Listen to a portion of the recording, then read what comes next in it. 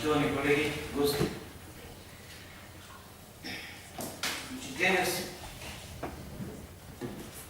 задржавме околу вкорпување на безправниот објект пред нас и дом Копанки во идна урбанистичка планска документација. Јас сакам, гледајќи го законот за постапување со безправно изградените објекти, да расчистиме неколку работи.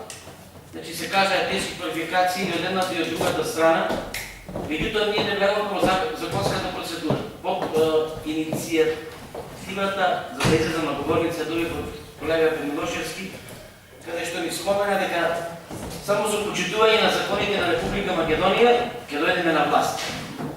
Па јас токму заради тоа станав да видиме дали го почитуваме ние овој закон, според кој што се повикуваме и според кој што е носим ова точка на дневен ред денес.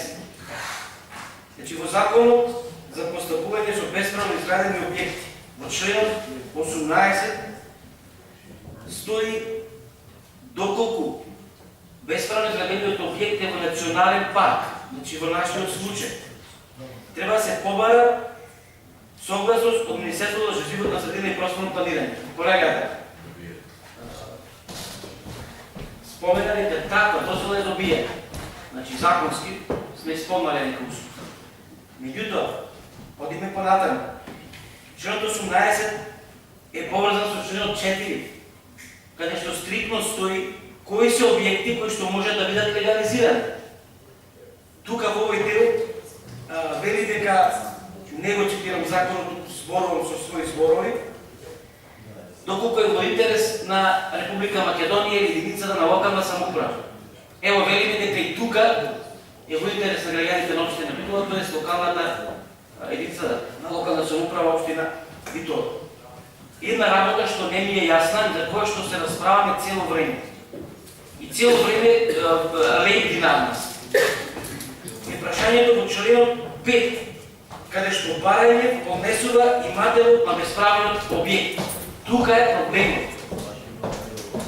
Ние не добивме одговор кој е тој што во иднина ќе го поднесе барањето или го поднел барањето за легализација, а е имател на овој објект.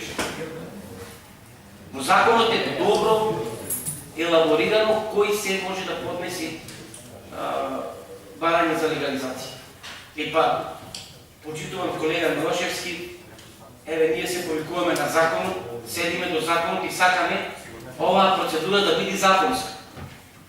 Доколку е законска, значи тоа е дилемата на опозицијата, доколку е се законска, доколку се е во ред, доколку се почитувани рокови, бидејќи беше споменато дека роковите се пробиени, дека има прекршување на законот, дека некој не поднел барање во рокот.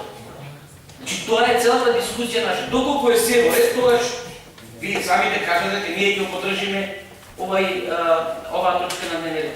Ќе поддржиме бидејќи е во интерес на граѓаните на општина Битола и сите нас. И тоа прашањето е овие прашања што јас овде ги поставив таа дилема.